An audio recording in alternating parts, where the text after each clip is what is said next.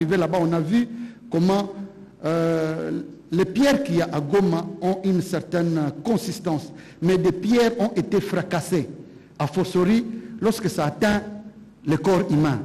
Ne vous étonnez pas qu'il y ait des corps qu'on n'a pas pu rassembler, même avec des cuillères, parce que six corps qu'on n'a pas pu retrouver. Donc c'est avec une violence inouïe pour dire que le Rwanda, à travers le M23, a eu à commettre un crime de guerre. Le Rwanda a eu à violer la Convention de Genève de 1949 et ses protocoles additionnels de 1977. Quelle que soit la situation de guerre, vous ne pouvez pas vous attaquer aux civils, parce que la guerre c'est contre les forces combattantes, pas contre les civils. Vous ne pouvez pas vous attaquer à des hôpitaux, à des ambulances, à des églises. C'est interdit, c'est une convention qui lie les États. Et l'ayant fait, le Rwanda doit être poursuivi. Et c'est pourquoi nous sommes en train de répertorier tous ces éléments. Nous avons salué, puisque vous parlez de notre arrivée, la collaboration de notre établissement public, le FONAREF, qui s'est battu pour mettre à notre disposition toute la facilité qu'il fallait en termes de logistique. On aura l'occasion de passer la parole. Nous reviendrons, parce qu'il y a plusieurs questions qui vont se poser, notamment sur ces sujets. Peut-être que le général nous reprécisera spécifiquement l'arme qui a été utilisée, qui n'est détenue que par les États. C'est un monotube de 122 mm. Peut-être que vous pouvez nous dire, mon général, rapidement, c'était quoi l'arme qui est tombée sur le site de Mugunga? Merci, Excellence. L'arme qui est tombée sur le site de Mugunga s'appelle... La bombe. Oui, en fait, la bombe a été tirée par une arme qui s'appelle GPC. C'est une arme qui pèse 25 kg et qui porte une charge de 122 mm. Donc, cette arme monotype peut tirer jusqu'à 22 km. Et donc l'arme a été tirée à partir de Karouba, les hauteurs de Sac, par les Rwandais. Merci, mon général. Je me tourne du côté du ministre des Affaires humanitaires. Évidemment, la bombe tombe sur un camp de déplacés. Non seulement qu'il fait des morts, mais il détruit aussi les abris d'ailleurs plus aménagés pour la circonstance, qui ne sont pas dans les conditions les plus confortables pour accueillir les êtres humains. Lorsque vous êtes arrivé, quelles sont les premières réponses que vous avez apportées à cette situation? Lors de notre arrivée à Goma, en tant qu'animateur de l'humanitaire, les premières préoccupations étaient celles de savoir quelle était la situation sur le terrain à Mugunga et à Lugashara. Parce que lorsqu'il y a des milliers de personnes qui se déplacent à la suite d'une guerre, à la suite d'une bombe, la première préoccupation est de savoir là où ils vont, est-ce qu'ils vont avoir de l'eau potable? Première préoccupation importante. La deuxième préoccupation est de savoir est-ce qu'ils vont avoir les soins médicaux, est-ce qu'ils vont être soignés? La troisième, est-ce qu'ils seront hébergés? Y a-t-il des abris pour les recevoir? Nous avons voulu savoir si toutes ces trois conditions étaient réunies. Il était difficile de le savoir. Nous avions décidé de descendre sur le terrain nous-mêmes pour avoir la réalité. Arrivé à Mugunga, c'était la grande désolation, parce que les bombes qui sont tombées ont déchiqueté les abris de fortune qui ont été aménagés par le gouvernement, par Foranev et nos partenaires internationaux. Nous avons trouvé sur le terrain les enfants mal nourris, les enfants sans habits.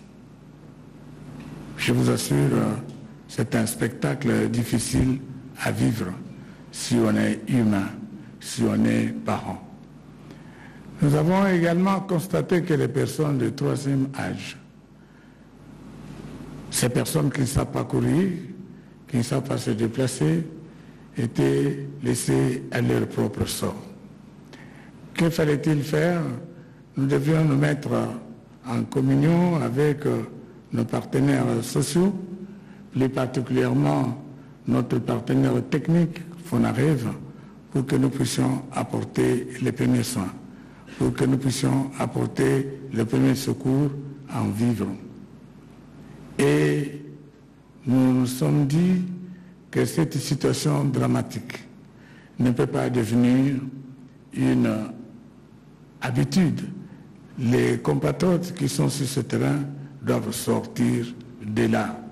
Comment vont-ils sortir si nous avons un ennemi coriace sur les montagnes qui nous tire dessus, qui a déjà tiré des bombes sur ces camps des innocents, des déplacés de guerre? Comme le disait mon collègue des droits humains, ceux qui ont le droit d'être protégés à travers le monde, sur lesquels on ne peut pas jeter des bombes, on ne peut pas tirer dessus, on ne peut pas les mettre dans des conditions confortables. Et pourtant, c'est ce que le président Kagame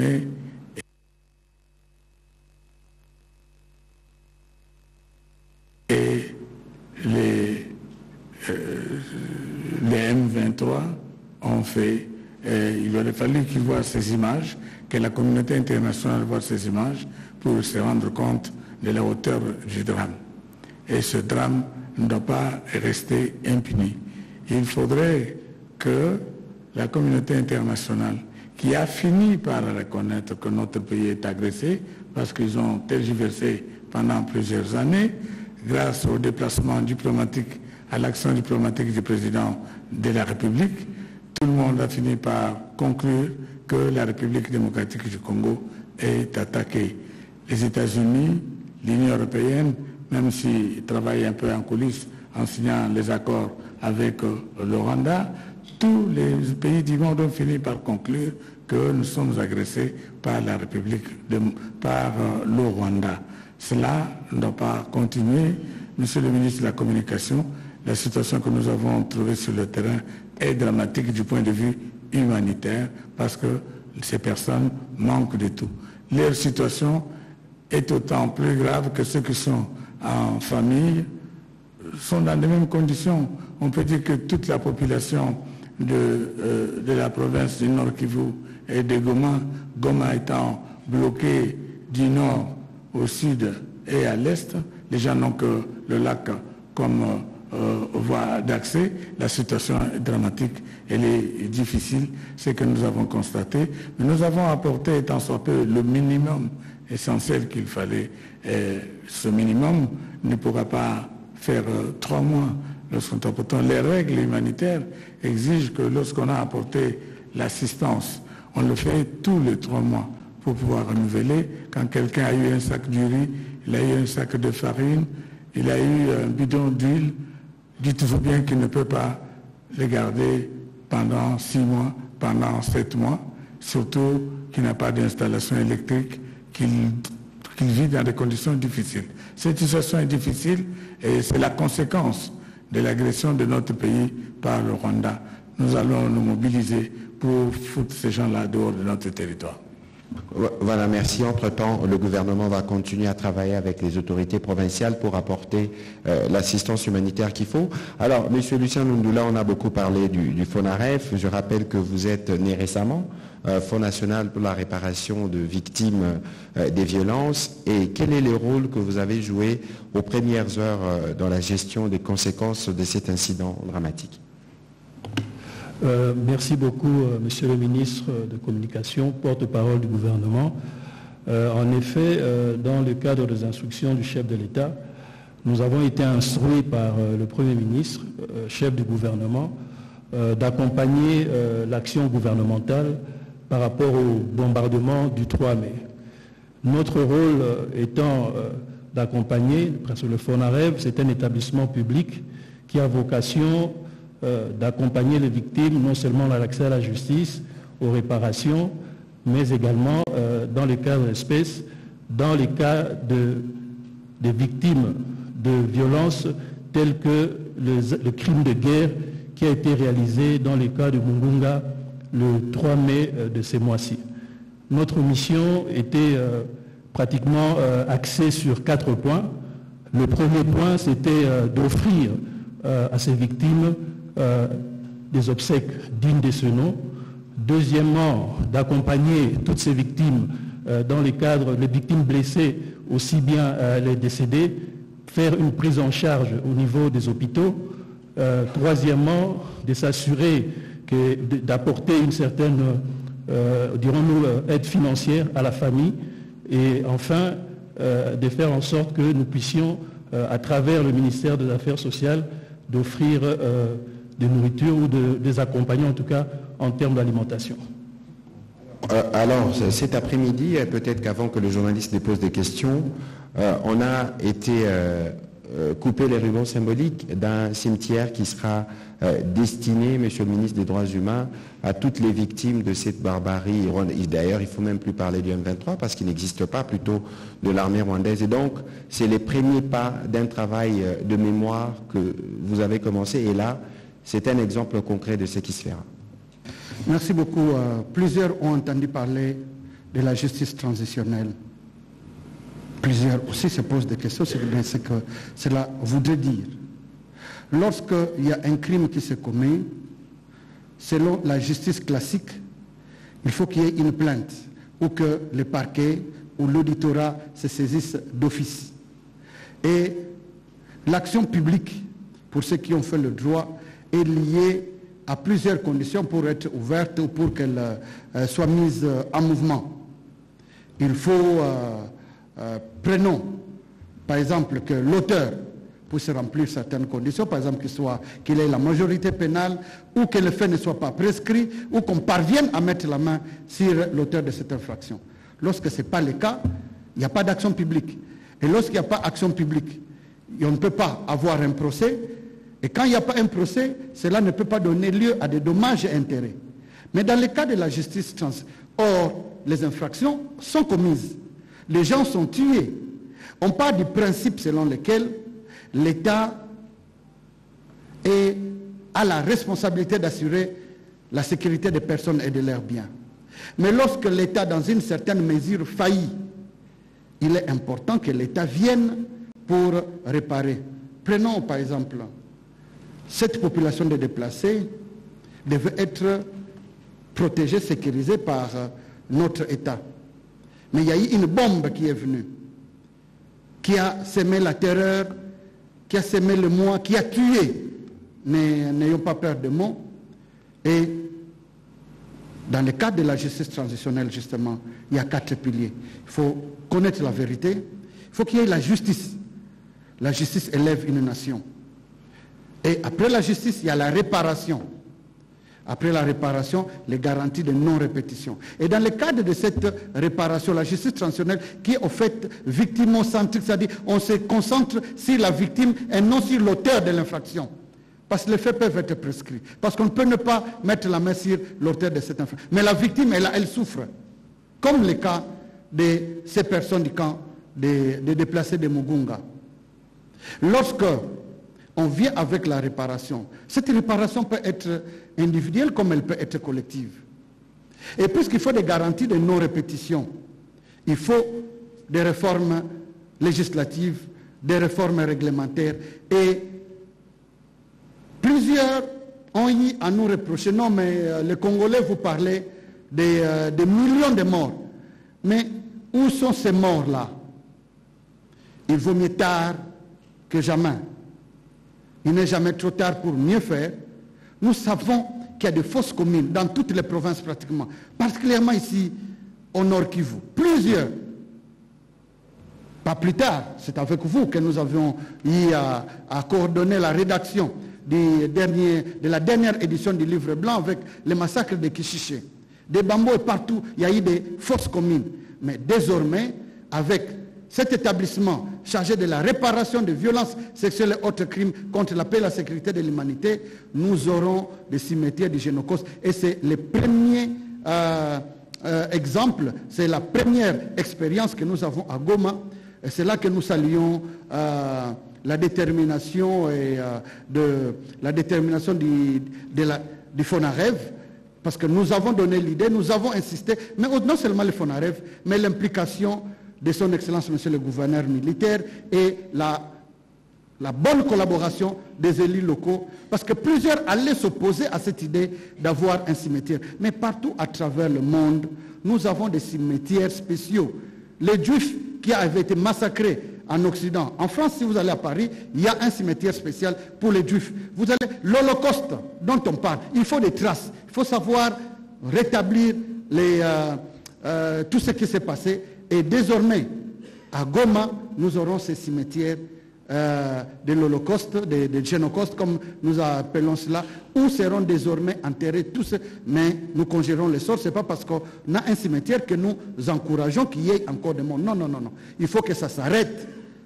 Et tout sera fait, tout sera mis en œuvre pour qu'il y ait le moins possible de morts. Mais ceux qui sont décédés, on les met là-bas et on étudiera la possibilité d'amener aussi les ossements des victimes de Kishiché, les victimes de Makobola, les victimes de Likikulula, pourquoi pas, de tous ceux qui ont perdu leur vie, de M. l'abbé, du père Mathieu, si je ne m'abuse, de tous ceux que nous avons perdus dans le cadre de ce conflit, parce que, comme l'avait dit le pasteur Ekofo, non seulement nous, mais nos enfants, les enfants de nos enfants devront se souvenir. Ce sera un site, c'est désormais un site de mémoire, un site de souvenir pour que les enfants de nos enfants, les générations à venir, comme aujourd'hui lorsque nous allons sous d'autres cieux à Auschwitz, par exemple, ce qu'il y a eu comme dégâts là-bas, même en Afrique du Sud, nous avons visité un musée de l'apartheid. Et là, on reprend avec les noms, comme aujourd'hui nous l'avons fait. Bravo, vous avez repris les noms de toutes ces victimes. Les noms seront inscrits là-bas et les générations à venir, les membres de famille se souviendront, nos enfants, nos parents, nos aïeux ont payé de leur vie pour que la paix revienne dans ces pays, ont été victimes de cette barbarie, de cette cruauté, de cette violation des droits de l'homme par l'État voisin, l'État du Rwanda. Voilà, avant de passer la parole au journaliste, Monsieur Lucien Ndula, je me souviens que ce travail a commencé. Le président de la République lui-même, je pense le 2 août dernier, l'année dernière, a été le premier à la place dite des évolués avant à Kinshasa pour marquer justement le départ de ces commémorations. Cimetière du Génocauste, pouvez-vous nous dire brièvement qu'entendez-vous par Génocauste? Merci une fois de plus pour votre question. Comme l'a si bien dit le ministre Puela, nous avons ensemble décidé de dédier aujourd'hui à Kibati le nom de Génocauste. Tout simplement, les Génocaustes, c'est des crimes pour des raisons économiques, des crimes, un génocide pour des raisons économiques. Et cela est totalement consacré dans la loi du FONAREV. Je pense à son article 28, où il est carrément consacré une journée en hommage des victimes des crimes de violences sexuelles liées au conflit et des crimes internationaux en République démocratique du Congo. Donc nous avons trouvé bon, effectivement, imaginez il y a plus ou moins un mois, il y a le haut représentant des droits de l'homme des Nations Unies est arrivé ici à Goma. Les Congolais souvent parlent d'eux-mêmes comme quoi nous avons un nombre indescriptible de victimes, on parle de 10 millions, et le commissaire a demandé, mais vous parlez de tant de victimes, où sont ces victimes? Donc il est important que nous ayons un endroit consacré, particulièrement pour tous ces crimes, pour nous permettre enfin de pouvoir dénoncer ce qui a déjà été fait, mais de montrer que réellement que le Rwanda et les supplétifs du M23 sont en train réellement de commettre des crimes ici. Donc le Génocauste est consacré dans la loi FONAREV à son article 28. Il provient de la société civile et de la diaspora, je crois, de Londres. Et nous avons tout simplement trouvé que c'était effectivement bon parce que en réalité, le Rwanda prétend venir chercher des FDLF ici, mais ce n'est pas ces FDLF qui cherchent, ils sont en train de chercher des minerais. Les FDLF qu'on connaît, c'est les coltans, c'est l'or et tout le reste. Et nous avons pensé qu'il était vraiment important de faire la différence entre les crimes ou les décès, dirons-nous, naturels, et des décès ou de nos frères qui sont fauchés par la violence et la barbarie rwandaise. Merci beaucoup. Nous allons passer la parole aux journalistes. Je rappelle que nous sommes arrivés avec beaucoup de journalistes de Kinshasa. Il y a beaucoup de journalistes de Goma aussi. On va faire un effort pour alterner. Je souhaiterais que les questions puissent être brèves, claires et précises. Nous avons eu une longue journée épuisante pour que nous puissions vous apporter des éléments d'éclairage. On va commencer par Alain Waikani.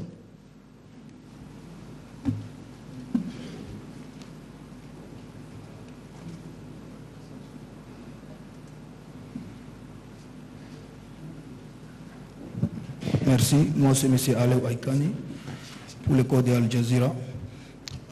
Monsieur le ministre, pourquoi le gouvernement congolais donne l'impression de... comme si les Congolais devraient comprendre que la vie ne se vale pas? Il y a 3 jours, plus de 17 personnes enlevées, massacrées, des têtes coupées par Codeco. On voit comme si le gouvernement a traité un peu la milice Codeco, qui ont déjà massacré dans les mêmes conditions. Les M23, c'est d'ailleurs des bombes. Mais en Ituri, on a vu Codeco massacrer femmes, enfants, vieillards, dans leur tête, dans les cas de déplacés, 70, 40 et plusieurs autres. On n'a pas vu le même engouement et on continue de ne pas avoir le même engouement jusqu'aujourd'hui. Non, je crois que là, je peux vous arrêter parce que mon collègue qui est à ma gauche peut vous dire qu'il s'est rendu en Ituri pour organiser des obsèques aux côtés du gouverneur militaire. Et parce que vous parlez d'Ituri, je crois que vous avez suivi il y a quelques semaines, le vice-premier ministre de la Défense était sur place où un accord a été signé entre les communautés. Ici, ce n'est pas un concours où, entre guillemets, toutes les âmes congolaises qui sont perdues partout au Congo du fait de la violence ou du fait des catastrophes humanitaires, le gouvernement apporte une réponse. Alors il faut qu'on essaie d'éviter d'aller sous ces prismes comparatifs. Parce qu'ici, c'est un crime de guerre d'une violence innommable. On ne compare pas avec les violences des autres, mais il faut garder la spécificité de ce qui s'est passé ici. Une bombe d'une telle puissance dans un camp des déplacés avec autant d'enfants, ça mérite une attention nationale exactement comme c'est le cas pour les autres provinces lorsqu'il y a des victimes qui sont touchées. Évoluez avec votre question. Je n'avais pas fini la question. Allez-y, s'il vous plaît.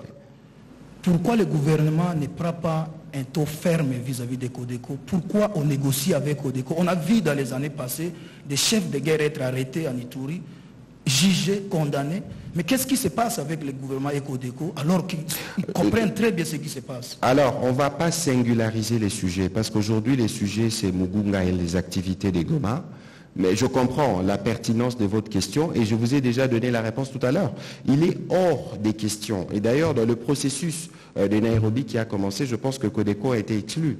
Il est hors des questions d'aucune manière d'accorder aucune forme d'avantage ou de prime à ceux qui tuent de Congolais.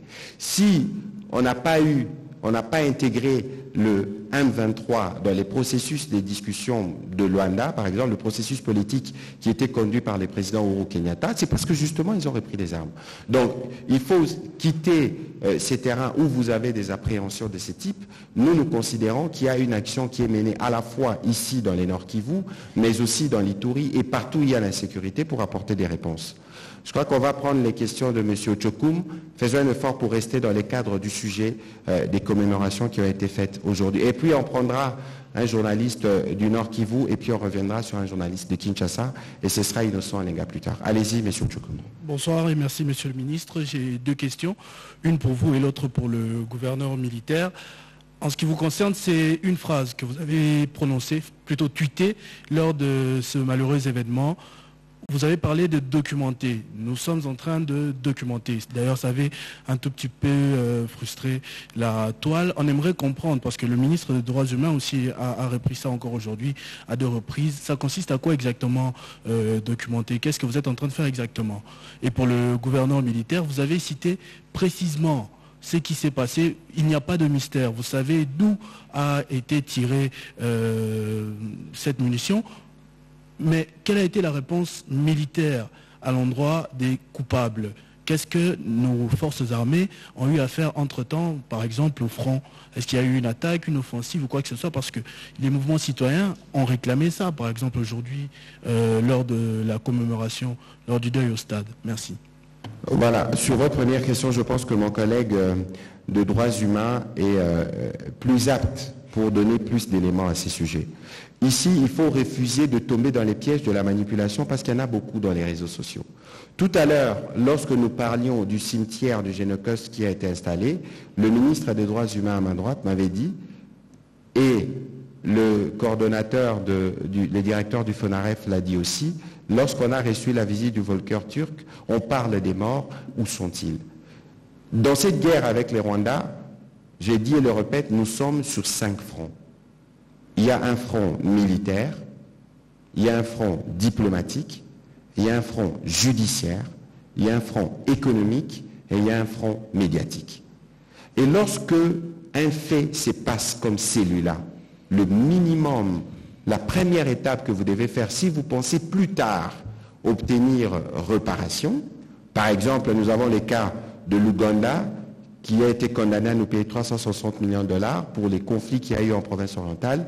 On aurait pu réclamer des milliards si nous avions des éléments, si nous avions documenté tous les crimes qui ont été commis à cette époque-là. Et donc, ceux qui se sont excités, entre guillemets, passez-moi l'expression, lorsqu'ils ont parlé de documenter, donc ils doivent s'informer davantage. Parce que lorsqu'il y a des crimes se commettent, on les répertorie. Aujourd'hui, la cérémonie a commencé avec un peu de retard parce qu'on devait autopsier les corps, regarder l'impact des projectiles ou des bombes ou du feu contenu dans la bombe, ce qu'il a fait sur les corps, parce qu'on en a besoin, le moment venu, pour les besoins de la justice. Alors, je voudrais que, sur ce point, le ministre des Droits humains m'est complète et on pourra revenir sur la question du gouverneur militaire.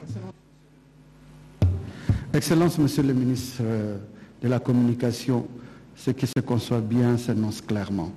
Vous l'avez clairement dit. Je pense que Monsieur le journaliste comprend. Lorsque nous disons que nous documentons, c'est pour les besoins de la justice. Aujourd'hui, vous savez, plusieurs ont oublié Tingi Tingi. Plusieurs ont oublié Makobola. Plusieurs ont oublié Mwenga. Plusieurs même se demandent, oh mais vous parlez beaucoup de Kishiche, c'est quoi Kishiche? Qu'est-ce qu'il y a à Kishiche? Mais nous n'oublions pas. Nous documentons tout cela. Je ne sais pas quelle est la formation que vous avez, mais il ne suffit pas d'alléguer un fait devant la justice pour qu'on vous croie sur parole. Non, il faut étayer cela par des preuves. Et la preuve, ce n'est pas seulement lorsque vous les déclarez, ce n'est pas votre parole qui vaut de l'or. Non, il faut des éléments probables. C'est ça, au fait, la documentation dont on parle. Avec, par exemple, je peux vous donner une illustration, les rapports mapping. Lorsqu'aujourd'hui nous parlons des soucis des réparations dans les cadres qui devront être pris en charge par FONAREF, on parle des rapports mapping, on parle de 1993, parce que c'est à partir de ce moment-là que les graves crimes avaient commencé, qui sont documentés justement. C'est juste ce que ça veut dire. Donc, il ne faut pas en vouloir à son Excellence, Monsieur le ministre de la Communication, lorsqu'il parle de la documentation ou de la réunion des éléments, des preuves, c'est à juste titre qu'il est dit, parce que demain, nous allons nous en prévoir. Tenez, lorsque vous avez une infraction de droit commun, vous avez volé, vous avez porté des coups et blessures volontaires, naturellement, c'est la justice locale, la justice nationale qui va s'en occuper, telle qu'elle est organisée. Mais lorsque vous avez des infractions graves qui touchent même à l'humanité, on parle des crimes d'agression, par exemple, on vous parle des crimes, d'ailleurs, ils sont tous traités de crimes imprescriptibles. Les crimes de guerre, par exemple. Vous êtes chez vous, vous savez que vous devez vous battre contre ceux qui ont des armes. Vous envoyez une bombe d'une telle puissance dans un camp de déplacés qui n'ont rien pour répliquer. Ça dépasse la justice locale. C'est la justice internationale. Et devant la justice internationale, il faut apporter des éléments. Ces éléments-là, vous n'allez pas les ramasser. C'est pourquoi on parle de la documentation, justement. Voilà. Sur l'autre volet de la question, je ne sais pas si les gouverneurs militaires ont un commentaire. Nous savons tous que la soif, les Congolais veulent la guerre. Il faut qu'on se dise les choses clairement, telles qu'elles sont. Mais vous savez, la guerre, nous avons fait le choix de la faire. Mais avant d'arriver à la faire, avec l'intensité que cela requiert, ne faut pas oublier que nous n'évoluons pas de manière isolée. Nous sommes dans une communauté des nations, c'est pour ça que je vous ai dit que nous avons un front militaire. Et le front militaire, de manière générale, les Nations Unies, tout le monde vous dit, il faut qu'on essaye d'observer. Nous avons en face de nous des terroristes pour qui le général dira plus ou moins ce qui peut être dit, parce qu'on ne va pas revenir devant les médias et commencer à partager ce qui relève de la stratégie militaire. Mais ce qu'il faut savoir, c'est que ni le gouvernement central, ni le gouvernement ici, encore moins au niveau opérationnel, les gens ferment les yeux sur ce qui se passe. Il y a des réponses qui sont préparées, certaines sont même apportées sans que vous ne soyez au courant. Mon général, peut-être un petit commentaire sur cette question. Oui, Excellence, c'est exactement la réponse que j'allais donner. Il n'y a pas un automatisme d'action dans la guerre, il y a plutôt une planification. Et donc, à ce jour, vous ne pouvez pas me dire pourquoi on n'a pas réagi, parce qu'il y a une planification. C'est la réponse que je peux vous donner maintenant. Voilà, merci. Merci, mon général. On va prendre la question de M. Jaffar. Et puis, ce sera M. Innocent Olenga. Notamment celle du gouvernement américain qui a accusé directement le Rwanda. Mais de notre côté, qu'est-ce qui a été fait? Ou qu'est-ce qui va être fait pour que le Congo obtienne réparation? Y aura-t-il d'enquête ou de plaintes? À quel niveau? Surtout qu'aujourd'hui, les sites miniers sont déjà occupés par les rebelles, donc par les Rwandais. Merci. Merci beaucoup pour votre question.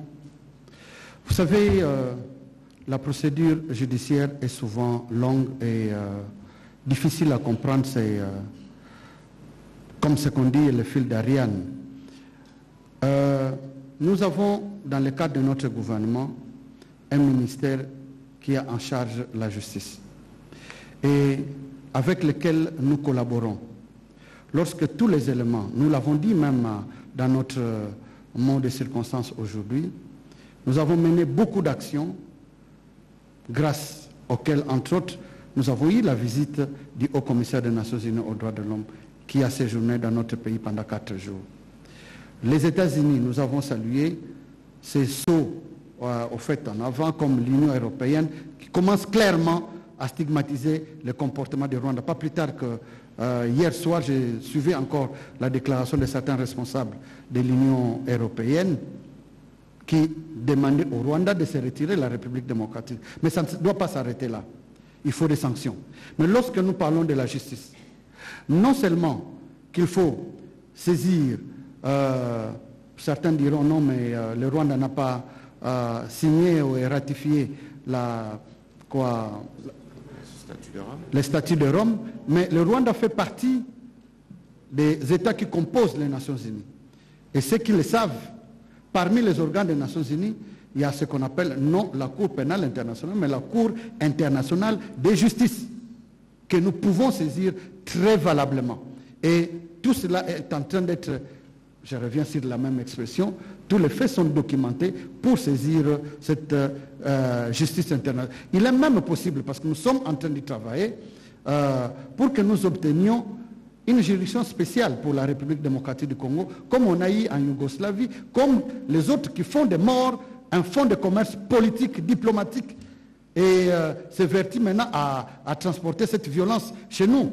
Nous avons, les 100 Congolais crient vengeance. Il faut une justice, je lis très bien là-bas, justice pour Mugunga, justice pour Mwenga, où on a enterré vivantes des femmes, justice pour Makobol, justice pour tous ces crimes graves qu'on a connus en République démocratique du Congo. Donc, gardez votre mal en patience.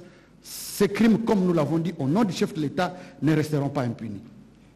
Voilà, un petit commentaire, parce que vous avez insinué la question sur l'exploitation minière de Roubaïa. La guerre, elle est économique. Vous avez suivi tout à l'heure ce que disait M. Lucien dans la définition du génocoste. Vous avez suivi la mise en demeure qu'on a lancée contre Apple. Beaucoup ne savaient pas que cela s'est préparé. Parce que justement, il fallait arriver à faire ce dont on parle depuis quelques minutes, documenter. Aujourd'hui, c'est évident. Et c'est la preuve patente.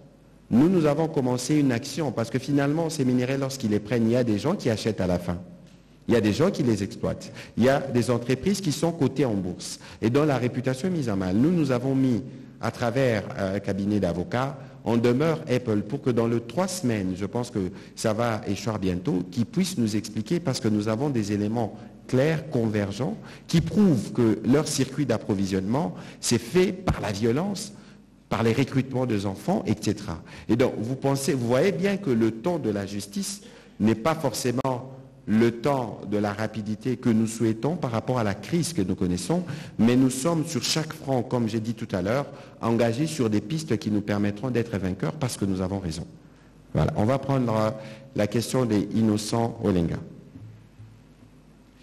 Merci beaucoup, Innocent Olenga, pour les comptes des scooperdc.net.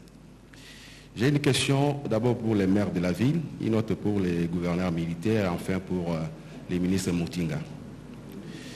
Ce sont des courtes, c'est-à-dire la circulation des motos dans la ville de Goma. Mais il s'est avéré que l'insécurité a d'autres sources. À quand la levée de cette mesure? Parce qu'elle asphyxie et paralyse les activités dans la ville. L'M23 n'est pas une nouveauté. On l'a connu en 2012 pour être défait en novembre 2013. Vous êtes officier supérieur et connaissez bien les Kivu. À votre nomination, on a pensé que vous étiez l'homme solution. Mais déjà près de 2 ans, l'M23 est dans les Massissi, l'M23 est dans les Rutshuru et une partie des... Pourquoi vous ne parlez pas de l'armée rwandaise? Parce que l'M23 n'existe pas. Je vais y arriver. La difficulté se situe à quel niveau pour bouter ces rebelles et l'armée rwandaise qui les soutient de notre pays? Et devons-nous toujours pleurnicher? Et pourtant nous avons une armée. Au ministre Mutinga, nous avons pleuré nos morts aujourd'hui. Nous les avons enterrés à Kibati. Et sur la route, vous et nous avons constaté de gauche à droite des petits camps de déplacés. Leur situation est désastreuse. Comment et combien de temps pour les sortir de cet enfer? Merci. Alors, merci pour vos questions. Bien avant qu'on va commencer par le ministre Mutinga, il faut savoir qu'il n'y aura pas de meilleure solution pour nos populations déplacées que les retours à la sécurité des régions d'où ils viennent. Donc, quel que soit ce que nous envisagerons de faire, ce seront de mesures provisoires. Voilà les commentaires que je voulais faire avant que le ministre Mutinga ne vous réponde. Et puis, on passera la parole au maire de la ville et on finira par le gouverneur militaire. Monsieur le ministre. Cher ami, votre question est pertinente.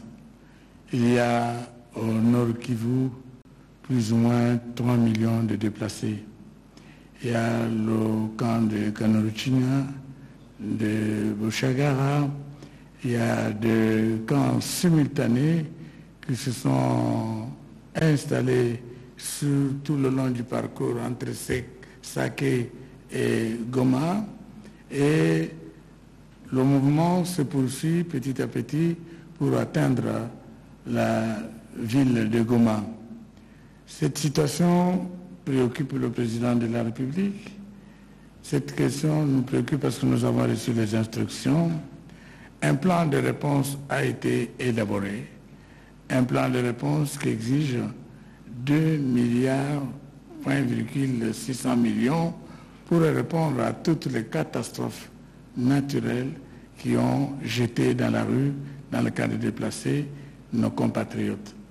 Et à ce jour, avec les partenaires étrangers, nous avons déjà rassemblé plus ou moins 10% des 2 milliards. Nous continuons le plaidoyer. Dès que nous aurons suffisamment de moyens, nous allons penser au déplacement de nos amis qui sont dans les camps de sinistrés. Il y a dans ce cas-là pas seulement les abris que vous déplorez, mais il y a des questions beaucoup plus graves. Parce que dans ces camps, on n'a pas de latrines. Les quelques latrines qui ont été construites sont aujourd'hui pleines. Vous connaissez la qualité du sol de Goma. On a des difficultés pour savoir où on peut jeter, est-ce qu'il faut construire de nouvelles latrines. Tout cela va dans le cadre de la réponse humanitaire qu'on a élaborée, pour lequel on est en train de faire un plaidoyer. Lorsque le Parlement se sera installé, il y a des crédits qui sont prévus au budget de l'État et ce budget va entrer en vigueur bientôt d'ici le mois de mai, le mois de juin, et nous allons répondre tant soit peu à l'amélioration des abris en faveur de sinistrés. Voilà, merci. On va passer la parole au maire de la ville et je souhaiterais qu'à l'occasion, peut-être que le gouverneur vous complétera, que vous nous dites comment vous sécurisez les différents camps des déplacés, parce que c'est aussi une préoccupation. Excellence, quant à la question de savoir quand est-ce que nous allons autoriser les motards à circuler au-delà de 18 heures, c'est une question d'évaluation. La courbe était ascendante dès le début. Comme couche sociale cible, c'était les cambistes et les vendeurs de cartes prépayées. On observe le plateau. À un moment donné, ça sera une descente, une courbe descendante. Alors, en ce moment-là, après avoir réuni toutes les conditions, en commençant par vous-même, les journalistes, le jour où vous allez nous dire que non, ça va, les motards eux-mêmes ont pris aussi conscience que le moyen le plus facile qu'on utilise pour la criminalité dans la ville, en dénonçant eux-mêmes aussi leurs collègues qui sont malfrats, en ce moment-là, nous allons lever la mesure. Mais d'un coup, comme ça, ce n'est pas facile. Je vous dis une chose, nous avons encore 15 motos. Nous avons lancé l'appel. Celui qui a estimé que sa moto n'a toujours pas été retrouvée, qu'il vienne chercher avec le preuve d'achat. C'est sans succès. Et Son Excellence, nous avons, au cours d'une opération, arrêté 9 motards. Il y a seulement 2 ou 3 semaines, qui venaient de Bunagana, qui venaient de Rutshuru Centre, qui venaient de Rugari, voilà. Vos collègues qui sont ici à Goma, je leur ai donné la possibilité d'interroger les motards. Qui est-ce qu'ils amenaient ou quel type de marchandises? La réponse est dans les motards. C'est pour vous dire que jusque-là, il y a encore le malaise. Nous devons utiliser toutes les autres stratégies pour que la calmie puisse être constatée par tous au bénéfice de la population. J'ai dit, je vous remercie. Merci. Il y avait peut-être une petite question, je ne sais pas si ce sera vous ou les gouverneurs militaires, sur la sécurisation des camps des déplacés.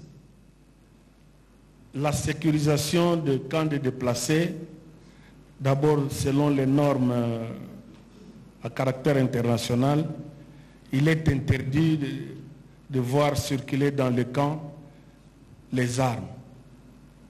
Mais, à un moment donné, nous étions obligés de prendre une option de faire le bouclage dans les camps de déplacés. Parce que tous ces déplacés ne sont pas sains. Et par après, Son Excellence, Monsieur le Gouverneur, pourra vous dire quelque chose qu'il avait initié, contacter certains qui ont le commandement tout autour de camps. Voilà, merci. Monsieur le Gouverneur, peut-être qu'un commentaire sur cette question de sécurité du camp, parce que c'est important. On raconte qu'il y a des cas de violence, notamment sexuelles, des attaques sur les femmes. Comment vous gérez ces questions avant peut-être de répondre à la question d'Innocent Olenga? Merci, Excellence. Je crois que pour ce qui concerne la sécurisation des camps, il y a un certain nombre de mesures qui ont été prises. Comme vous connaissez les camps, ce sont des milliers de replis de dépendants, soit des militaires, soit de Wazalendo. À ce niveau, nous avions pris des mesures interdisant la présence d'une arme dans le camp. La deuxième mesure, c'était de renforcer des mesures sécuritaires autour du camp et nous y avions déployé des forces de la police. Et à l'intérieur du camp, nous y avions mis aussi les forces de la police chargées de la protection des déplacés. Ça, ce sont des mesures que nous avions prises. Mais il ne faut pas aussi trop se fier aux dénonciations. Il y a eu des dénonciations pour des violences sexuelles, mais il y a des enquêtes qui ont été menées par la justice militaire, mais jusque-là, on n'a pas trouvé des évidences. Je ne dis pas que c'est faux, mais ce n'est pas comme on les reporte. Donc il ne faut pas trop vous fier à ce qu'on vous raconte. Voilà, sur la question, je vous en prie, monsieur le maire, vous pouvez regarder votre place. Sur la question des innocents Lenga, avez-vous un petit commentaire? Oui, s'agissant de ce qu'il a appelé pleurnicher, je crois que si vous connaissez notre histoire dans cette province, nous sommes parmi les grands acteurs qui ont défait les Rwandais dans cette province en 2012. Et aujourd'hui, on ne peut pas pleurnicher. On se prépare à le faire. Ce n'est pas que on le fait comme vous le voulez, parce que je sais que ce que nous avons ici, c'est un problème d'impatience. Parce que normalement, la population a besoin de rentrer, et quand ça passe 1 mois, 2 mois, commence à dire c'est fini, il n'y aura plus de réponse. Je crois que je peux laisser cette question-là de manière discrète au planificateur des opérations, mais je ne sais pas vous dire quelle est la réponse maintenant, mais je refuse les mots nous sommes en train de pleurnicher. Nous sommes en train plutôt de nous préparer. Voilà, parce que j'entends beaucoup ces verbes-là, pleurnicher. Il faut faire très attention et ne pas tomber dans les pièges de la manipulation. Lorsque les Rwandais crient « Ah, il y a des Ouazalendo qui se battent là-bas », c'est pas pleurnicher? Qu'entendez-vous par pleurnicher? Lorsque nous faisons la communication, parce que la communication c'est aussi un outil de guerre. Pourquoi pensez-vous que le Rwanda s'est subitement a ressorti sa casquette d'État menteur, d'État manipulateur, d'État trolleur? Pourquoi pensez-vous qu'ils mentent tous les jours? Pourquoi pensez-vous qu'ils inondent nos réseaux sociaux tous les jours? Mais parce que dans la bataille de la communication, ils sont très très en retard. Et parce qu'ils sont doués dans la manipulation, et parce que nous sommes dans un contexte démocratique, eux ne le sont pas, nous tous nous relayons parfois, inconsciemment, nous faisons les jeux de l'ennemi. Donc il ne faut pas considérer que lorsque nous parlons de diplomatie, ou lorsque nous faisons une communication qui accompagne la guerre, il ne faut pas considérer ça comme pleurnicher, parce que je suis sûr que ces verbes ont été dictés par l'ennemi et inoculés. Et c'est ici le lieu d'interpeller tout le monde. Et c'est pour ça que c'est bien, on a voulu vous rencontrer malgré tout le temps qu'on a passé aujourd'hui, parce que c'est vous qui dites la vérité. Dans cette guerre, il y a beaucoup de manipulations. Et chaque fois que vous recevez une information, le général a dit tout à l'heure, il y avait des soupçons d'une organisation internationale crédible qui disait qu'il y avait des cas de viol, mais ils ne sont jamais venus, par exemple, présenter leurs preuves. Mais tout le monde a pris ce qu'ils ont dit comme vérité. Donc faisons attention à ce que nous distillons et prenons toujours le soin de nous référer aux autorités. Bon, on va terminer cet exercice bientôt. On va prendre 2 des Goma et puis on prendra 2 des Kinshasa pour terminer. De Goma, on va prendre, alors Monsieur Touvé, on va prendre une dame, Madame Acha, comment? Madame Achaoui, s'il vous plaît. Elle est là? Allez-y, s'il vous plaît.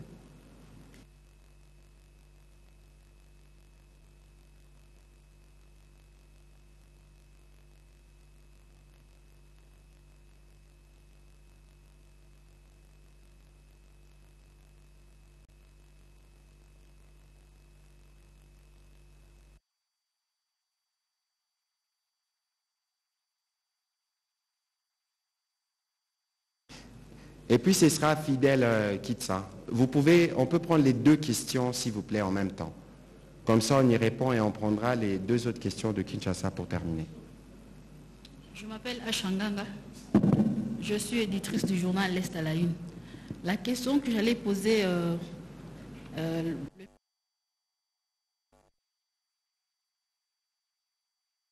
Merci. Là, je tiens la réponse. Voilà.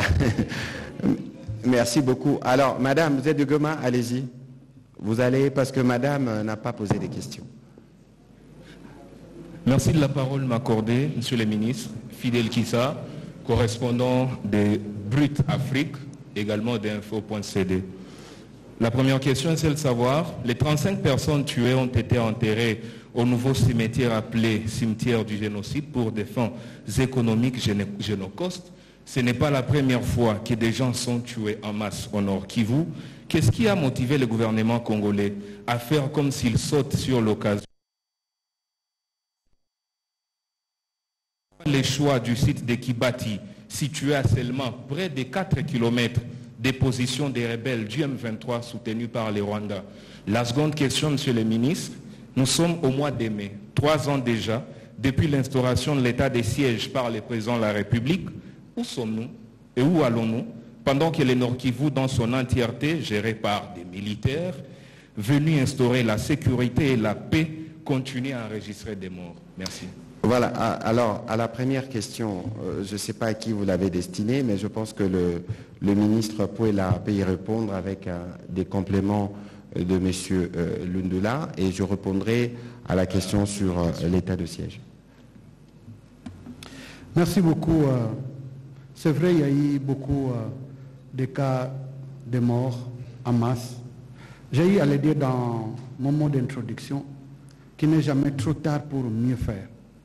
Si, avec les régimes passés, il n'y avait pas cette politique de justice transitionnelle, souvenez-vous, il y a eu beaucoup de cas de décès.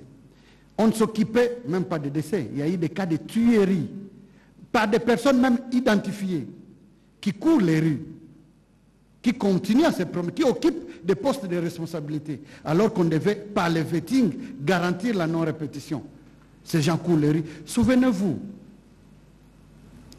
avec le régime actuel, sous le président Félix Tshisekedi, dont nous saluons l'action, plusieurs n'en parlaient plus, mais le mois de septembre, c'était hier pratiquement, il y a eu un carnage ici dans cette ville de Goma. Mais vous avez vu la spontanéité avec laquelle le gouvernement a réagi. Nous sommes venus, 2 vice-premiers ministres, un ministre, un vice-ministre, on a enquêté, on a établi les faits. Les responsables ont été jugés, condamnés, ils sont en train de purger, même s'ils sont en appel, mais ils sont en train de purger. On n'avait jamais vu ça. Pour dire qu'il y a un changement. Nous avons un nouveau gouvernement avec un autre président de la République qui fait de la promotion, de la protection des droits de l'homme son cheval de bataille. Ce n'est pas parfait, j'en conviens.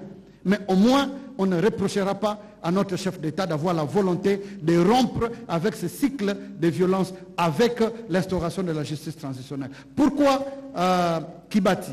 Pourquoi Génocos, justement? Nous sommes venus. Nous pensons que nous ne sommes pas venus au ministère des Droits humains par hasard. Nous avons une certaine expérience. On a été sous d'autres cieux comment les choses sont organisées. En Afrique du Sud, au niveau de l'Amérique latine, en Colombie, au niveau d'autres pays africains, il y a des cimetières spéciaux qui existent. Nous n'en avons pas. Dans le cadre de la justice transitionnelle, avec Fonarev que nous avons aujourd'hui, il était important. Figurez-vous, il y a eu plusieurs massacres, même dans la ville de Kinshasa. Vous vous souvenez encore de cette fosse commune qu'on a eue à Maluku. Mais est-ce que nous pouvons encore reconnaître ou retrouver cette fosse commune-là? Pourtant, ce sont des Congolais, vous, comme vous et moi. Ceux qui sont décédés là n'avaient pas moins de droits que nous. Tout comme aujourd'hui, ces enfants pouvaient être nos enfants. Il faut de la dignité. Et le chef de l'État avait insisté qu'il faut des funérailles dignes, des sépulcres dignes.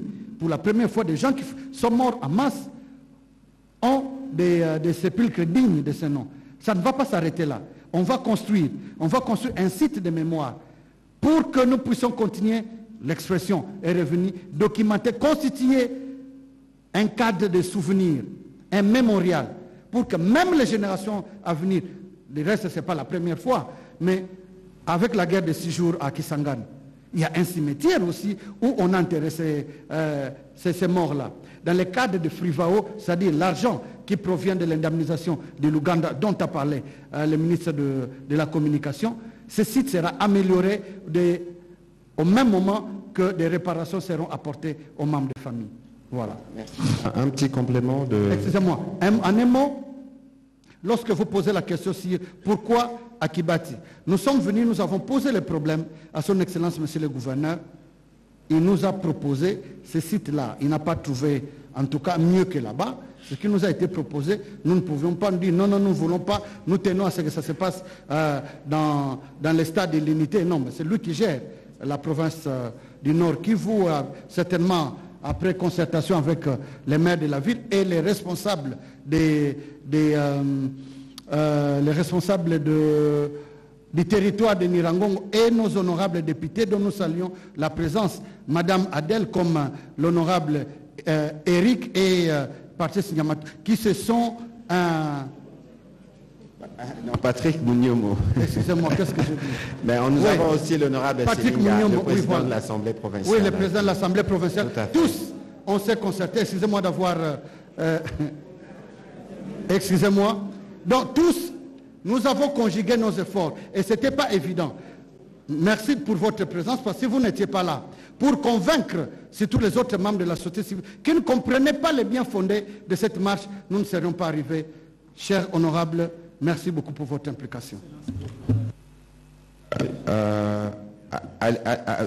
Peut-être qu'on va prendre les directeurs du FONAREF et on termine avec vous, mon général, sur la question.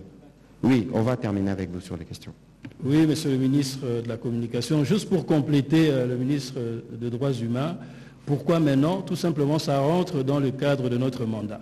Dans le cadre de notre plan opérationnel, nous avons l'obligation cette année-ci de construire près de 55 projets, dont plusieurs mémorials. Donc, il n'y a rien de nouveau. En fait, si ça n'a jamais été fait auparavant, parce que c'était inscrit nulle part.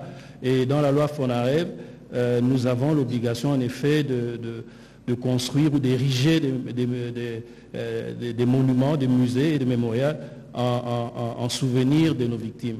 Donc, nous sommes totalement dans le cadre de notre mandat, tout simplement. Merci. Monsieur le gouverneur militaire, s'il vous plaît. Oui, c'était juste faire un commentaire sur le choix de Kibati. C'est un terrain de l'État, parce que ça appartient aux anciens combattants. C'est 1 hectare 44 arts. Donc à ce moment, il n'y avait aucune difficulté qu'on puisse avoir des problèmes avec la population, dire on a pris leur terrain.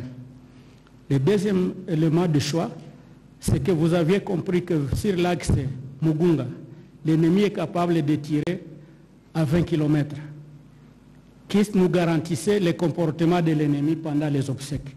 Et surtout que vous aviez entendu, vous aviez suivi dans les réseaux sociaux, Nanga a dit, je vais saboter cette cérémonie, je vais bombarder. Je crois que vous aviez suivi ça. Donc c'est pour des raisons, non seulement de sécurité de la cérémonie, mais aussi sur intérêt de l'État qui ne posera aucun problème avec la population. Voilà. Alors, sur la question de l'état de siège, j'entends beaucoup des gens revenir là-dessus. Je n'ai pas besoin de revenir aux origines de l'état de siège parce que c'était au départ une revendication des différentes communautés. Mais aujourd'hui, il y a eu des mesures d'allègement qui ont été prises, notamment pendant la période de campagne électorale. Je pense qu'il y a des députés qui sont dans la salle et que l'idéal serait d'arriver à lever cette mesure. Mais comment pensez-vous qu'on puisse lever la mesure dans un contexte de guerre? Alors moi, je ne comprends pas, parce qu'il y a toujours une tendance à diaboliser, entre guillemets, nos militaires, parce que très souvent, on ne fait pas mention de leur sacrifice, mais je ne suis pas sûr que dans les contextes actuels, d'autres pourraient faire mieux qu'eux. Au-delà de ce que nous pouvons penser, au-delà de nos préjugés, parce que c'est une question qu'on a voulu politiser, là où on a voulu apporter une réponse structurée. Ce n'est pas ici qu'on va faire l'économie. Le général Yangbe dans la salle, on a travaillé ça sur ces questions avec le général Ndima, de ce que l'état de siège a pu apporter. La question principale ici, c'est l'agression. Il y aurait eu des civils, la situation aurait été beaucoup plus compliquée. Avec les militaires, au moins on a la possibilité de pouvoir avoir des réponses rapide. Il y avait des inquiétudes, notamment sur la question de la liberté des manifester ou de la liberté d'expression. Je pense qu'il y a eu des allègements. Je ne sais pas si de ces points de vue, il y aura peut-être un complément du gouverneur, mais il faut considérer qu'il n'y a aucune revendication qui ne soit portée par nos populations, qui ne soit pas entendue.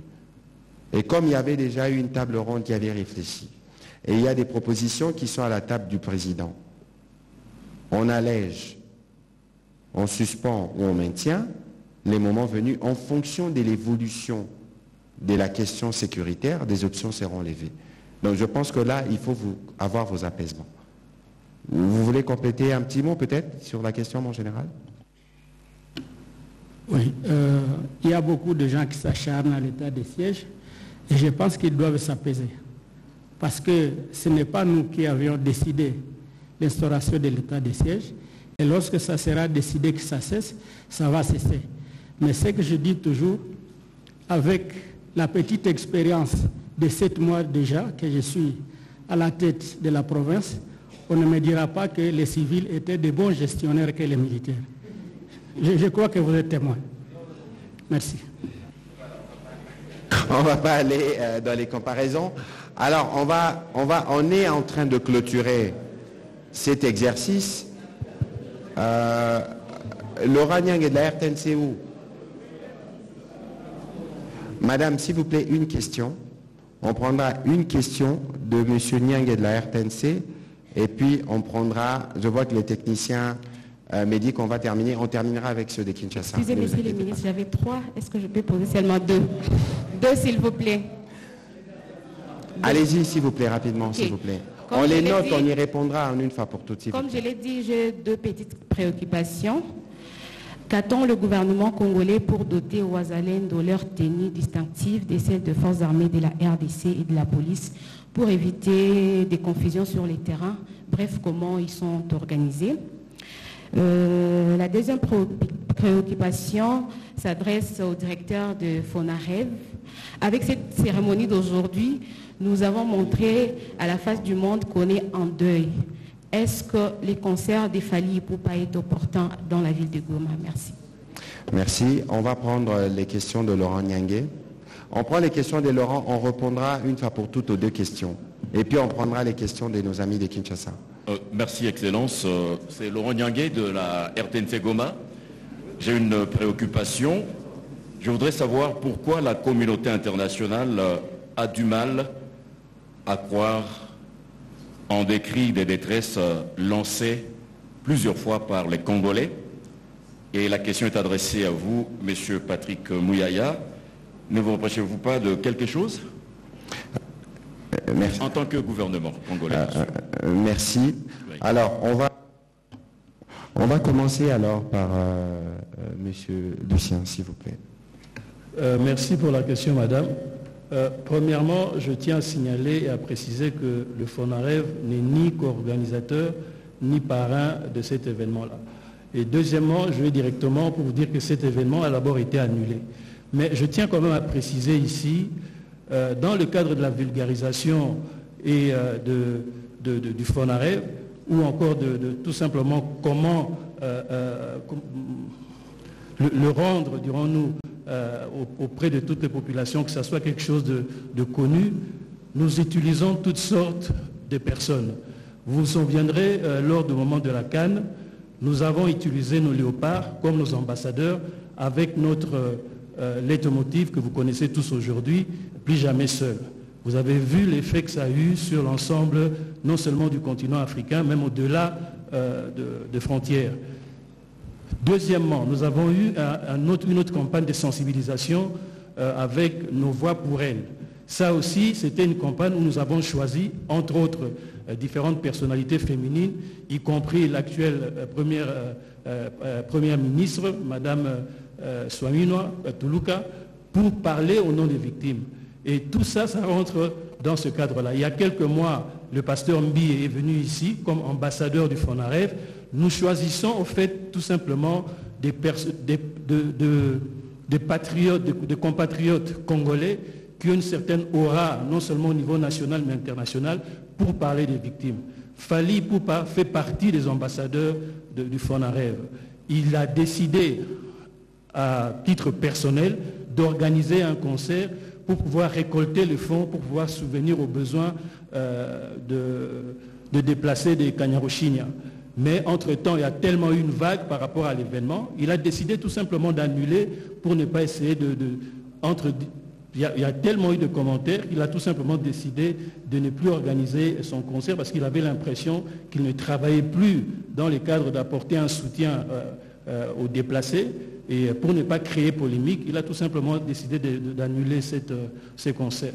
Voilà. Voilà. Alors, sur la question de Ouazalendo, je voudrais que le général puisse nous répondre, mais ici, je dois rappeler 2-3 principes. Nous disons que notre pays est agressé.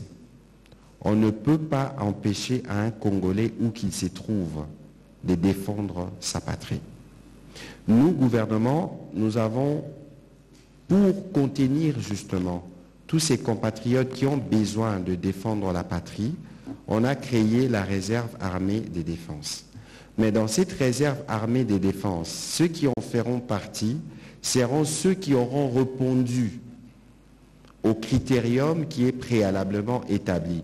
Moi, j'ai personnellement jamais entendu parler des tenues qu'on devait donner aux Ouazalendo tel que vous l'avez insinué, mais sur le principe, il faut considérer que les Congolais ont le droit de défendre leur territoire et que le gouvernement, à côté de l'armée, travaille notamment à la création de la réserve armée des défenses pour voir comment canaliser tous ceux qui veulent être prêts, être considérés comme réservistes pour défendre la patrie. Peut-être que vous-même, vous êtes volontaire, on verra comment vous inscrire dans la réserve armée des défenses.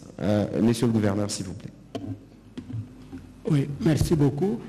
Je pense, si c'est lui qui a posé la question de Ouazalendo et de Goma, nous avons ici, en ce jour, une délégation de la réserve armée pour la défense qui est ici et qui fait des sensibilisations.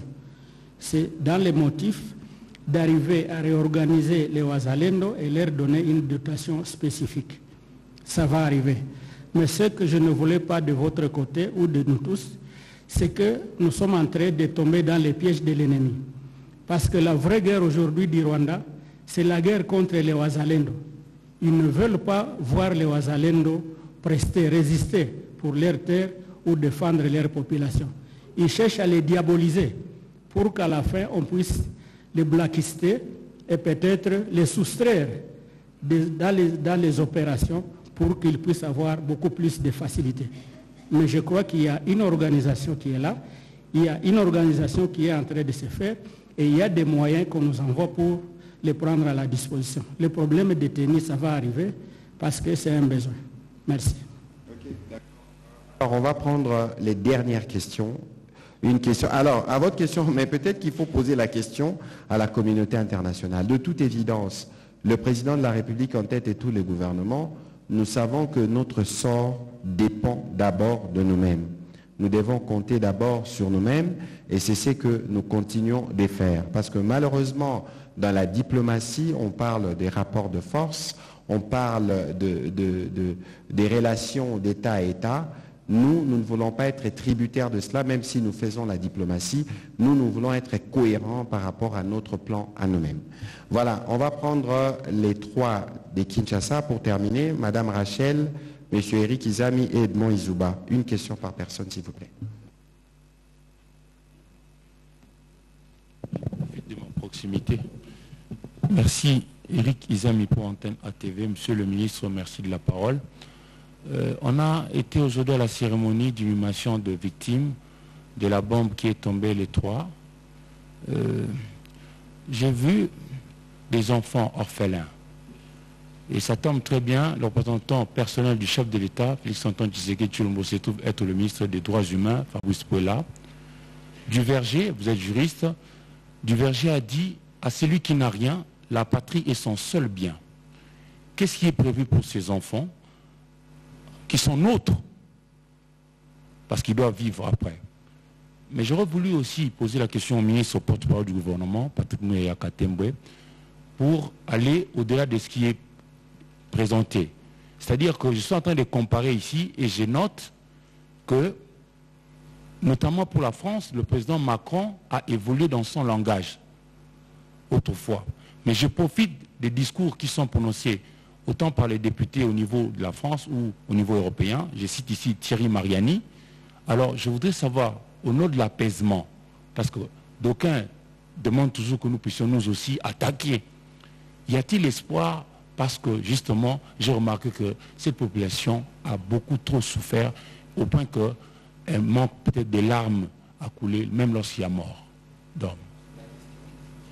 La question, au nom de l'apaisement? Y a-t-il espoir par rapport à tout ce que vous êtes en train de faire? Je sors du cadre congolais. Je crois qu'on a déjà répondu à cette question tout à l'heure. Madame Rachel Kitita, on y répondra. Hein. Je pense que le ministre des Droits humains a noté la préoccupation qui est la vôtre.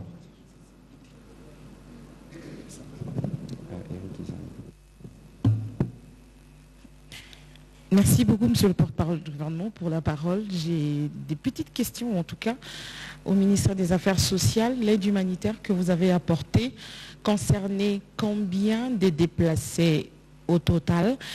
C'était quoi cette aide-là? Et en termes de chiffres, si vous pouvez nous le dire, combien ça a coûté au Trésor public et peut-être pour les jours à venir, puisque vous dites qu'il faut une aide régulière à peu près tous les 3 mois, chaque trimestre, pour pouvoir assister les déplacés. Ça coûte combien l'aide humanitaire apportée aux déplacés victimes de la guerre d'agression que mène la RDC, le Rwanda à la République démocratique du Congo? Au gouverneur militaire, guerre économique, puisque aujourd'hui, à Rubaya, vous le savez, je ne vous apprends rien, que décidé par Paul Kagame, désormais il y a une taxe qui est payée au Rwanda après avoir vendu les minerais que l'on exploite en République démocratique du Congo. Tout ça, c'est un manque pour le pays. Comment on va compter finalement récupérer tout ce que nous perdons aujourd'hui?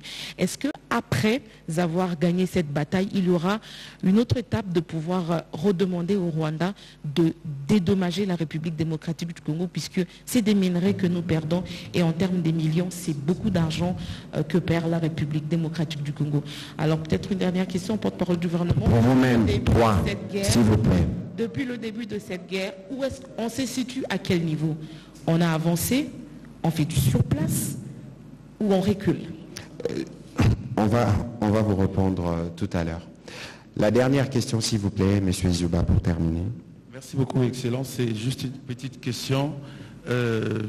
C'est au sujet de réfugiés que ma consoeur a évoqué tout à l'heure. Les déplacés, vous voulez dire? Oui, justement, il y a plusieurs camps qui se multiplient et c'est juste au nez de la ville de Goma. Alors, les conditions sont vraiment inhumaines, exécrables. Est-ce que le gouvernement pense à améliorer? Parce que nous voyons dans d'autres pays, ça ne se passe pas de cette manière. Des gens, des enfants entassés et des conditions vraiment très compliquées. Est-ce que le gouvernement pense à améliorer et c'est dans combien de temps? Parce que plus la guerre avance ou progresse ou perdure, plus le réfugié s'accroît. Merci beaucoup. Les déplacés, allais-je dire. Je crois qu'on a déjà plus ou moins répondu à cette question, y compris dans ce que Mme Rachel a dit, mais Monsieur le ministre, allez-y pour donner quelques petites précisions. Monsieur le ministre, je disais tout à l'heure que pour tout le Nord Kivu, nous avons plus ou moins 3 millions de déplacés. S'agissant du camp de Mubunga, les contrôles faits indiquent qu'il y a 7000 ménages qui avaient besoin d'être assistés. Et nous avons pu amener près de 450 tonnes de vivres et non-vivres pour distribuer à ces infortunés. Ce travail va être fait incessamment par le gouvernorat de la ville, de la province du Nord Kivu. S'agissant de la question de savoir si on peut compter sur une amélioration. Je vous disais tout à l'heure que nous avons terminé notre année budgétaire avec les élections. Actuellement, le Parlement est en train de s'installer Et nous avons des crédits importants qui sont inscrits au budget de l'État pour l'assistance humanitaire. Nous comptons d'abord sur la République démocratique du Congo. Aussitôt que le Parlement va être en plein exercice, ces crédits vont être débloqués pour assister nos compatriotes. Autrement, sur le plan international, je le disais tout à l'heure, nous avons commencé un plaidoyer qui nécessite 2,6 milliards de dollars et les démarches font bon train, le plaidoyer prend. Nous avons déjà plus de 10% de sommes encaissées et bientôt nous allons reprendre les distributions et l'assistance non seulement à Mobunga, au Nord Kivu, mais également nous allons assister les sinistrés à Nituri. Merci bien. Un complément, M. Lundula? Oui, tout à fait.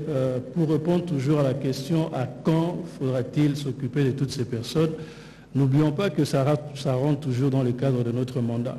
Toutefois, il faut d'abord identifier les victimes. Pour identifier, faire ce travail, nous avons commencé depuis hier ce que nous appelons les centres d'identification des victimes. Les victimes qui seront identifiées, par après, nous les emmènerons dans une liste unique consolidée qui sera logée au ministère des Droits humains. Et à partir de là, seulement, nous pourrons commencer à établir ce que nous appelons dans le cadre de la justice transitionnelle des réparations. Et dans le cadre de ces réparations, comme l'avait si bien dit le ministre des Droits humains, il y a bien sûr ce que nous appelons des réparations individuelles, mais il y a aussi ce que nous appelons dans les cadres piliers, l'accompagnement, l'accès à la justice, mais dans les cadres des réparations individuelles, il y a également la réinsertion socio-économique. Il y a tous ces aspects qui rentrent totalement dans le cadre de notre mandat. Nous sommes en train de poser les bases solides pour nous permettre plus tard d'apporter ces réparations aux victimes. Alors, mon général, peut-être un petit commentaire sur Ubaya. Est-ce que vous avez un petit commentaire à faire à propos?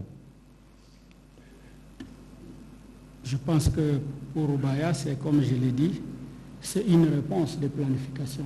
Voilà.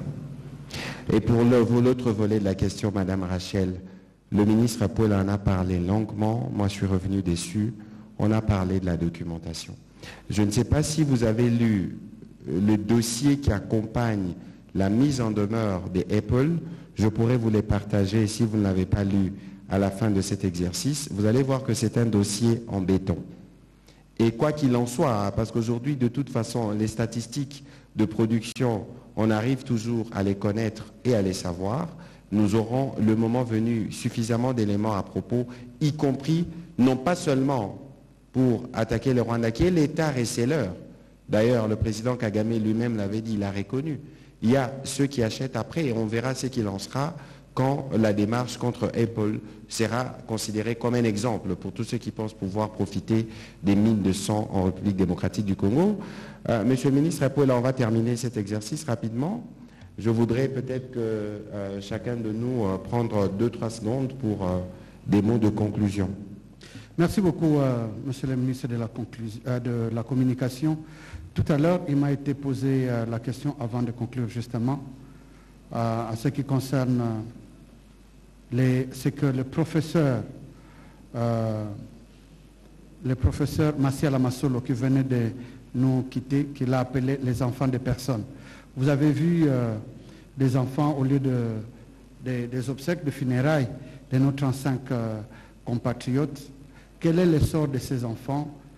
Qu'est-ce que la République, pour ne pas forcément parler du chef de l'État, nous sommes avec le ministre des Affaires sociales, tout est en train d'être mis en œuvre.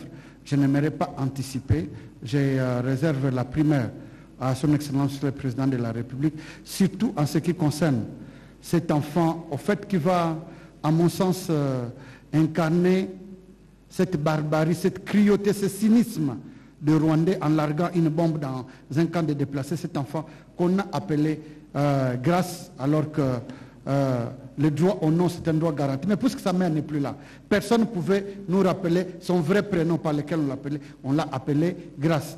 Donc, La République, pour ne pas dire forcément la famille présidentielle, est au courant et de ces cas, mais des autres cas aussi, tout comme des orphelins qui sont ici. Mais figurez-vous, à ce qui concerne les orphelinats ou même l'adoption ou la prise en charge de ces enfants, tout doit être très bien encadré pour qu'on ne tombe pas sur les travers des trafics d'êtres humains, des trafics d'enfants. C'est courant sous d'autres cieux, cela doit être très bien encadré. Je m'en voudrais de finir cet exercice comme celui qui nous fait l'honneur de nous inviter l'a appelé, sans saluer et remercier la vaillante population du Nord Kivu et de Goma particulièrement.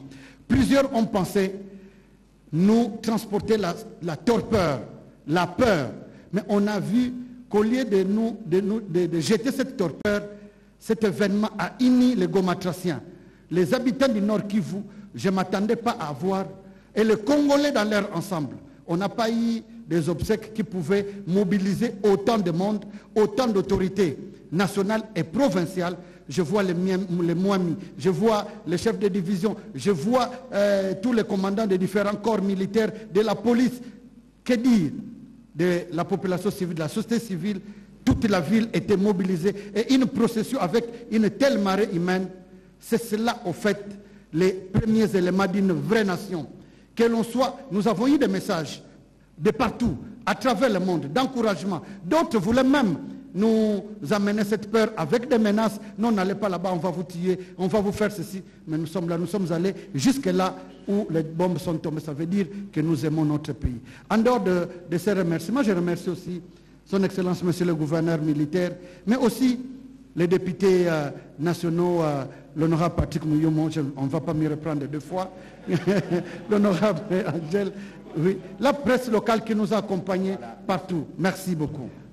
Alors, Monsieur le ministre, un mot rapidement, on va terminer, on prendra le gouverneur avant que je ne puisse conclure. Monsieur le ministre de la Communication, la crise humanitaire en République démocratique du Congo est considérée comme la plus complexe et celle qui a duré plus longtemps à travers le monde. Et résoudre cette crise nécessite le retour à la paix en République démocratique du Congo, car les sinistrés que nous avons rencontrés partout où nous sommes passés ne demandent pas deux choses. Bien sûr, ils ont faim, ils ont la maladie, ils souffrent, mais ne demandent qu'une chose, le retour dans leur milieu d'origine, le retour à la paix. C'est ici le lieu de féliciter le président Tshisekedi qui se bat pour que nous puissions retrouver cette paix. C'est ici également le lieu d'interpeller la communauté internationale qui continue à se tergiverser pour demander à Kagame de quitter notre territoire pour nous appuyer. Je pense que cette interpellation vaut le coup pour que ces sinistrés, 26 millions de déplacés dans notre pays, puissent trouver la solution. Merci. Monsieur Lucien, un petit mot.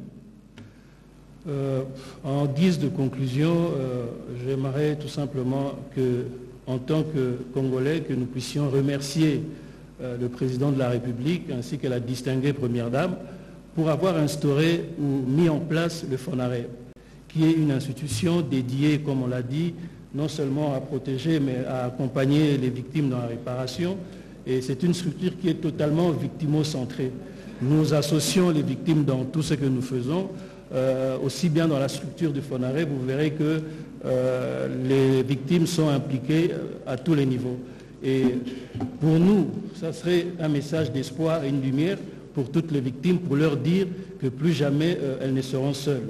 Et en tant que responsable de cette structure, je tiens également à remercier le gouvernement provincial et ainsi que les honorables députés qui nous ont accompagnés dans cette lourde charge, mais évidemment les deux ministères, les deux ministres et vous-même aujourd'hui qui nous avez tout simplement associés à cet accompagnement d'une action gouvernementale, et nous nous réjouissons de cette première expérience où nous avons coordonné le Parlement, le gouvernement central et un établissement public pour pouvoir offrir à nos victimes des obsèques dignes de ce nom. Je vous remercie.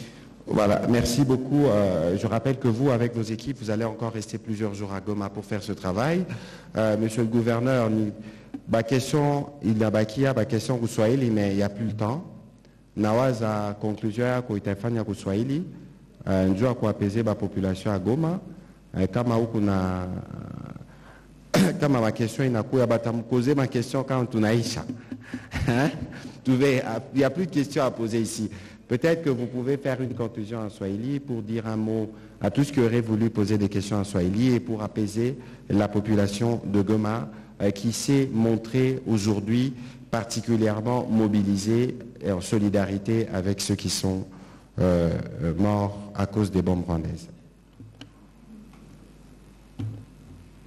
Aksanti mheshimiwa, nataka kwa niaba ya mimi mwenyewe na kwa population ya Nord Kivu kushukuru kwanza President de la Republique mwenye aliwatuma huku, kwani kila wakati kama tuko na shida tunaonaka delegation inafika juu ya kutupongeza. Ya pili, nilipenda kuambia wa journalist wasikuwa wanafanya kampanya ya adui, kwani adui akatuma kitu kidogo mrezo sosio wanakosa kuwa na objectivité, wanarule na masentima. Ya tatu, nitaka kusema patience njoo inalipaka. Hapana kuwazia sema ukalala njaa leo na kesho ni kusema hautakulaka tena. Ni kusema watu wanapashwa kuwa na confiance na komanda supreme kama kutakuwa jibu. Jua najua haja ya watoto ya Nord Kivu ni kurudia kwao. Na washukuru. Alors, justice pour Mugunga, 30 ans, ça suffit. Nous avons voulu, nous, à l'instar de nos collègues, faire les déplacements de Goma pour montrer qu'il y a jamais Goma n'a été seul, comme pour emprunter des slogans du FONAREF. Il n'y a aucune question qui concerne les populations des Goma qui ne soit pas traitée ou suivie par les présidents de la République ou le gouvernement lui-même. Et ce soir, nous avons voulu aujourd'hui, plutôt nous avons voulu faire de la célébration de nos compatriotes qui sont décédés un événement national. Nous sommes venus avec la télévision nationale qui a consacré toute la journée aux victimes et à parler, à dénoncer les conséquences de cette guerre. Vous avez suivi la série d'émissions que nous avons commencé. 30 ans, ça suffit, parce que 30 ans, c'est trop, pour que nous puissions, nous tous, avoir le même entendement sur cette guerre d'agression. Nous sommes dans un contexte démocratique. Nous avons sûrement des intérêts politiques divergents quelquefois, mais l'intérêt qui nous unit avant tout, c'est l'intérêt de la RDC. Et aujourd'hui,